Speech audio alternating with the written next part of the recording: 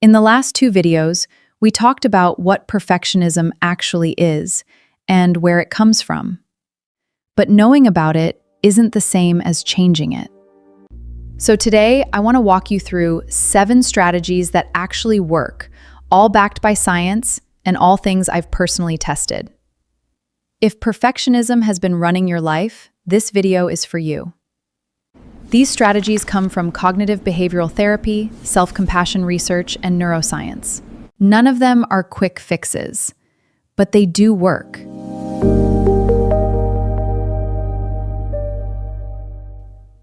Effect labeling.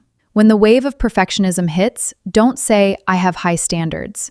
Say, "I'm afraid of failure right now." Neuroscience research has shown that simply naming an emotion reduces amygdala activity and brings the prefrontal cortex back online. And it's exactly that prefrontal control that lets you respond with clarity instead of anxiety. Perfectionism only has power when it stays unnamed.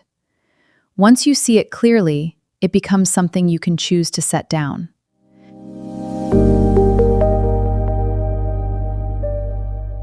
Realistic difficulty budgeting.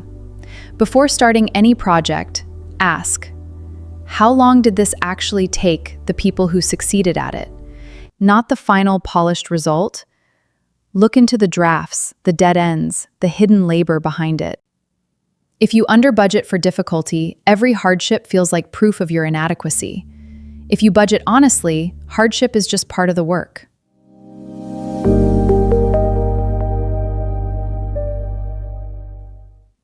The evidence list. Keep a running list titled, "Things I was sure would matter, but didn't." Every time you catastrophize over a typo, an awkward sentence, an embarrassing moment, write it down. Wait a week. Come back and look at it. Your perfectionist brain treats every prediction of disaster as fact, never checking back to see if it was actually true. This list forces that check. Over time, you'll build solid evidence that your catastrophizing brain isn't reliable. And once you can see the pattern in black and white, it gets a lot harder to believe the next, "this is going to ruin everything."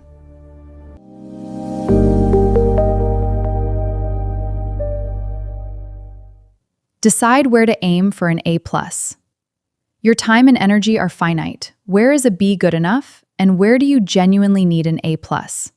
What actually works here is committing to a defined endpoint. We are not supposed to be the best at everything, in every task. I used to drag every process out, editing, re-editing, then editing again. That exhausting cycle wore me out long before I ever finished anything. This is the skill I'm still learning, when to say, "This is done."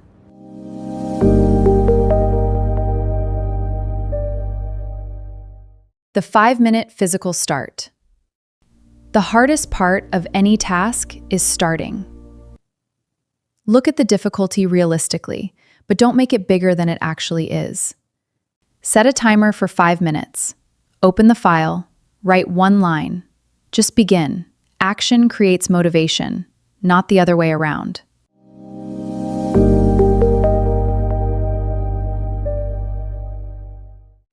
If you take only 1 sentence from this video, let it be this: you don't need to start perfectly. You just need to start. The first clumsy step is worth more than 1,000 imaginary perfect ones.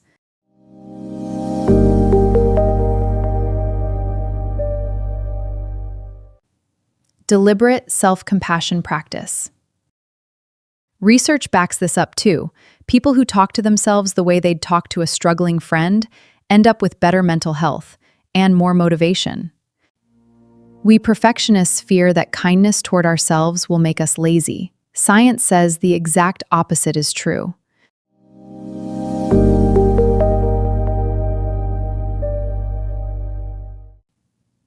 Here's something deeply personal I want to share. One of the hardest things I've learned about myself is this: I am the first person who says no to me.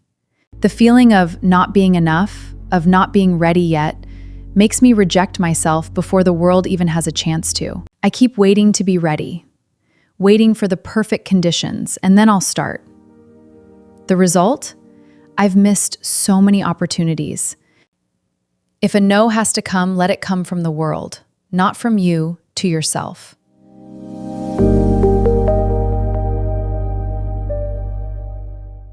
Collect failure stories.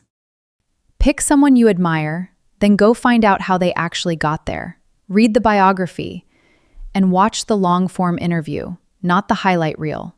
You'll notice something. The failures outnumber the wins by a lot. Most of it never makes it into the headline version of their story. That's the part perfectionism hides from you. It shows you the finished result and skips the 200 attempts that didn't work. So here's the exercise. Next time you admire someone, don't just ask what they built. Ask what they got wrong first, and how many times. That's where the real story starts.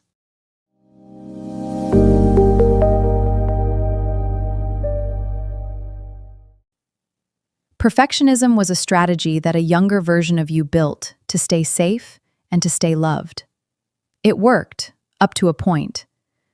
But beyond that point, it became the source of your anxiety, your procrastination, and your diminished performance. You don't have to hate it. You can thank it for trying to protect you.